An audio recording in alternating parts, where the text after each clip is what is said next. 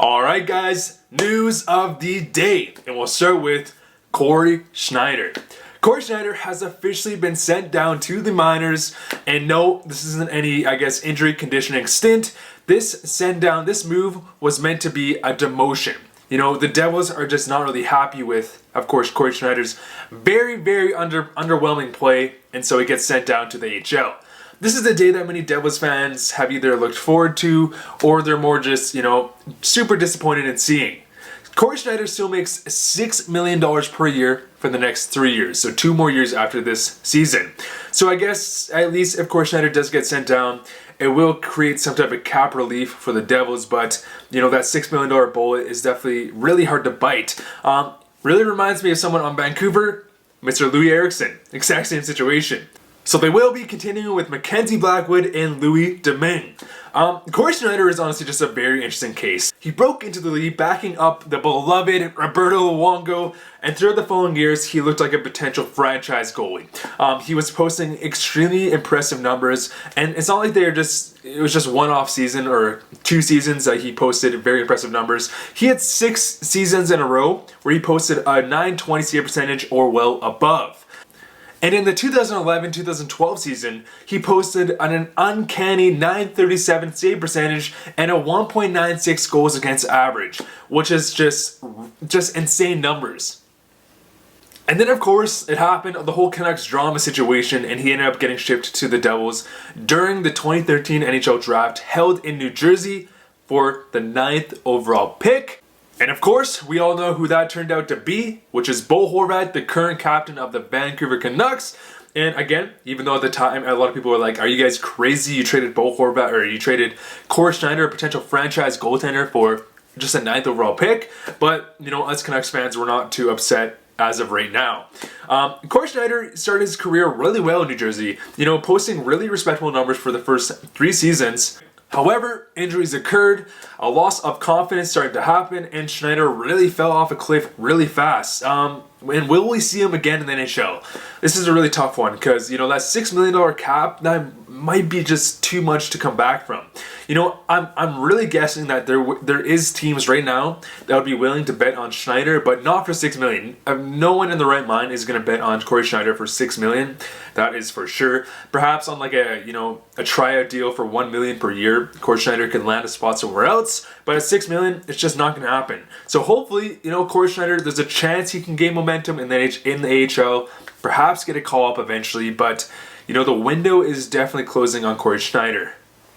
Next update, Montreal Canadiens injuries. And there's been a lot. Well, there's been two major ones. It's been confirmed that Jonathan Drouin with the wrist and Paul Byron with the knee are both receiving surgery, and there's no timeline for the return. And this is really going to hurt. The Habs have been having a great season so far this year with a record of 11-5-4, and Drouin has been on a career-high pace with 15 points in 19 games. And for a team that really relies on goaltending and strong defense, it's definitely going to really hurt losing one of their top forward scorers. Now, I don't think Montreal is going to fall off a cliff or anything, because they definitely still have some, underperforming talents like Max Domi with only 13 points in 20 games, or, Jesperi Kotkaniemi, who's hopefully feeling good after returning to the lineup, and hopefully he can amp up his production and really compensate for, the loss of Drouin, since he only has 3 points in 13 games so far this season, which has definitely not been a bright spot on the Canadiens lineup. And if the Canadiens receive some more supplementary depth scoring, I think they'll be fine, but it is definitely going to hurt, and hopefully it's not too long term. Next update, Olli Juolevi and the Vancouver Canucks, well, I guess the Utica Comets. Juolevi has been removed from the Canucks lineup due to a lower body ailment, unrelated to his ACL injury. So that is definitely really good news. When I first saw that, I, for some reason, didn't see that it said unrelated. I thought it said related, and I was kind of panicking. However, it is unrelated to his, long-term knee injury he sustained last season. And you know what? That's good news, but there's also bad news. Olli Juolevi really can't catch a break. And I'm definitely hoping for a speedy recovery, because the Canucks could definitely use him, even perhaps this year. A lot of people are giving up on Juolevi, but watching him on the comments, he's definitely portrays the potential of being a very solid top 4 left-handed defenseman. A defenseman that the Canucks could definitely use, especially with all these injuries we've been just stacking up upon. The Comets have had a great team this year too. It's not like, you know, the Comets the past couple years, they've struggled at times, but I'm really hoping Juolevi can have a speedy recovery, get back in the lineup, and really gain from this really crucial development on, especially being on a really good Utica Comets blue line.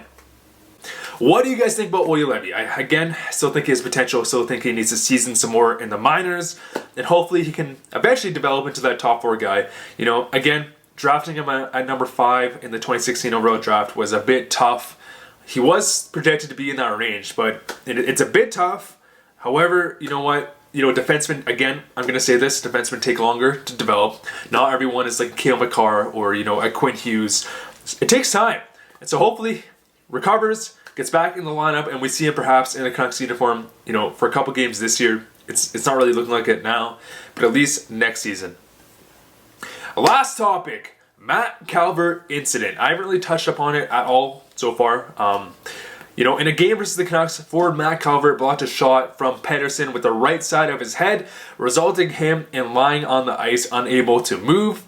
And then, of course, the ref didn't blow the whistle, and the Canucks ended up scoring on this play, and then scoring again to tie the game within the dying seconds. Now, this has been a very controversial, you know, just play around the league for the past couple days now.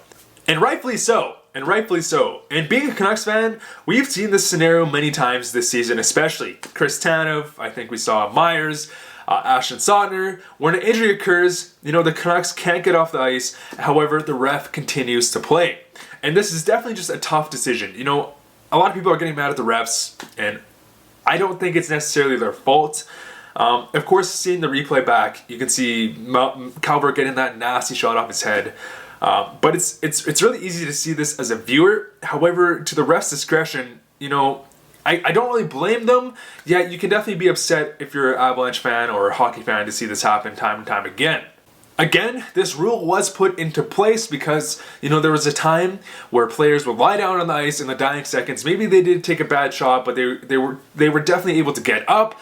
And the ref would blow down the play, and then all the momentum was lost. And it's kind of like a cheap way to take away any type of momentum that the other team was gaining to tie up the game. You know, again, this isn't really the ref's fault. This is really something that the league needs to take a look at. And you can definitely see it's a double-edged sword. We don't want to see any players get injured. That is definitely not the intent here whatsoever. The league knows that, the refs know that, but it's a double-edged sword. Because just say that Matt Calvert, and he wasn't whatsoever. You can obviously tell. And there's no current update as of 11:40 Mountain Time on the 18th of what injury Calvert, or what type of injuries Calvert sustained. But you know what? It's a double-edged sword because Calvert could have dived and they could have blown the whistle, and there was no way the Canucks would have made that comeback. You know, it's a really cheap way, and players are definitely going to take advantage of it if this rule was removed. And so these plays are really up to the ref's discretion. And so I've also been hearing the ref should have seen that it was Calvert on the ice, and the ref should have known that Calvert wouldn't have made this dive. Well, at least I heard a lot of analysts say that, and then of course guys like McKinnon and I think Eric Johnson say that. But that's not even a fair statement whatsoever. It's definitely not the ref's job to, I'm not saying in this specific scenario, to make sure he knows which player is going down, and then they make their own opinion based on, you know, whichever player goes down. Again, that seems like a very unreasonable expectation for the refs, you know, to make. You gotta imagine, guys, you know, seeing it on replays and seeing it firsthand or seeing it on TV, it's kind of easy to judge, but the refs are on the ice. They're watching the play. They're watching everything happen. They don't always know what's going on, and it's not really their fault. This is definitely just a very tough decision, you know, it's a wicked problem. There's really no answer as of right now. Either equipment gets better, you know, ear covers become a standard, because I'm not actually sure if I don't think Matt Calvert had ear covers. I'd say most players don't even wear them. Maybe they become mandatory. You know, something needs to happen here because it's just really not a good look. Or perhaps the league implements better ruling to better, you know, handle these situations, because we've been seeing them recently. Because again, on one hand, we have an injured player on the ice, which is definitely just not a good look. But again, if we take away this rule, players will take advantage of it. It's just going to happen regardless. And not to kick a man while he's down, you have to realize that Matt Calvert, you know, he took the chance to block this shot. It's not like he he just took a random puck. He intentionally went in front of the puck, you know, you're obviously aware you don't want to get hit in the head, obviously, but you're taking the chance as a player to block the shot and a chance of injury to keep the game, to win the game. So it's also up to the players to, you know, either react better. I'm not saying this is Calvert's fault once again. It's just a very bad luck. It's up to players to have better equipment if they're going to be doing this, or, you know, there's just got to be a better system in place here. But anyways, guys, yeah, there's no injury updates just quite yet. I hope Calvert recovers really well, and again, I hope there's no major cause for concern, but it definitely did not look good. What do you guys think about that, though? I love doing this, guys. I have a blast doing it. You guys support is just awesome. And anyways, guys, thank you guys so much for watching. See you guys later.